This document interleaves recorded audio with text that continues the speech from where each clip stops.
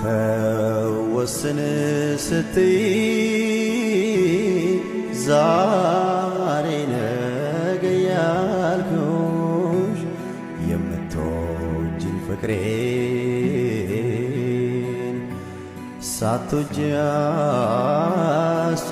አስጨከንኩሽ ለዓመታት ልረዳ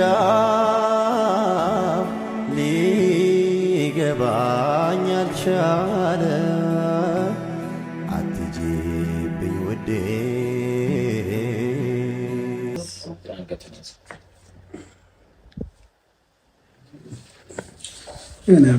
ኩልል ያላሽን ጉድች መስሏል። እያያችሁ በደንብ ፊት ለፊት ሆና ታይቻችሁ አላውቅም።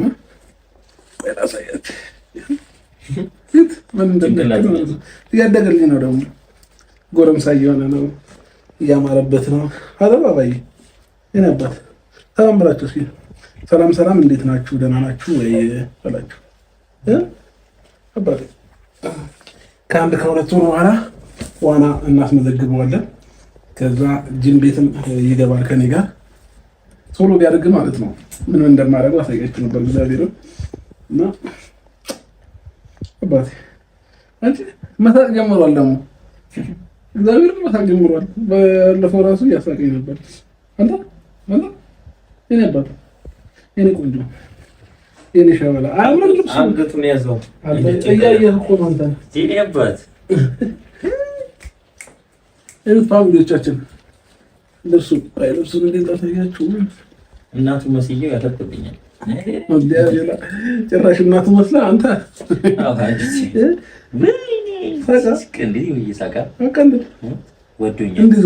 እንዲዞርለት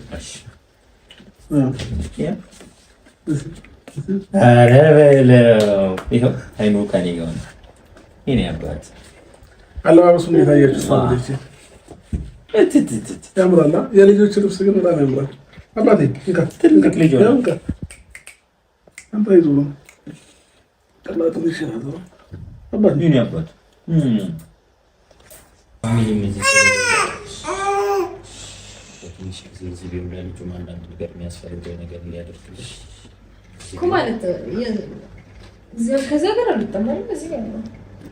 ስለዚህ ለልጁ የሚያስፈልገው ነው የሚያስፈልገዋል ብሎ የሚያስበው ነገር እኮ ከማድረግ ምንም የሚያግደው ወይም ወደኋላ የሚያስብለው ነገር የለም ማለት እዚህ ቤት ነው ከኖረ ነው የግድ ለልጁ ማድረግ የሚችለው አይደለም። እና ባየም ስለሌሉ ፋሚሊም ስለሌለ ቢያንስ በአንዳንድ ነገሮች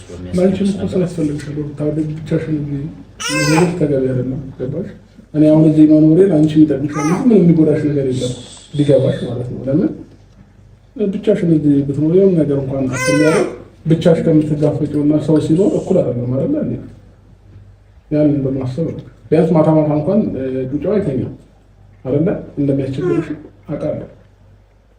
ስለዚህ ቢያንስ እየተቀያየርን እያያዝነው አንቺም የሆነ ሰዓት ላይ እየተኛሽ ከዛ በተራ ደግሞ እኔ ይዤው ደግሞ እንደዚህ እየተቀያየርን ብንለው ደስ ይለኛል። እዚህ በፊት እኮ የተለመደ ነገር ነው። ሄለን አዲስ አይደለም እኮ ዛማ ማገርሽን ስለነበረ ይሆናላ እያያዙልሽ ስለነበረ ወይ አንቺ እንድትተኛ እረፍት እንድታረጊ እነሱ እያያዙልሽ ስለነበረ ይሆናል።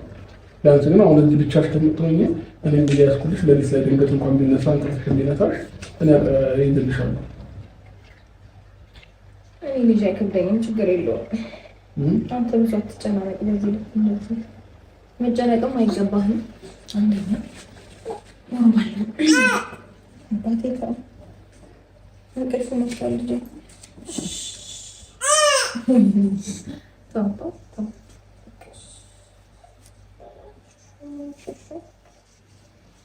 አስተኝቼው ሲጠባ ነው እንቅልፍ መስሏል። እዛ ነው በቃ የቀየርኩት ሀሳብ የለም። እኔ የቀየርኩት ሀሳብ የለም።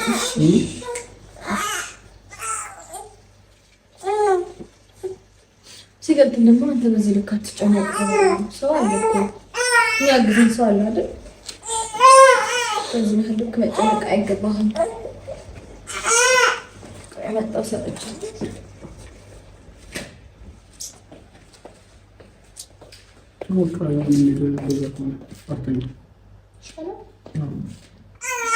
የሚያስፈልግሽ ነገር ካለ ለጩጮ የሚያስፈልግ ነገር ካለ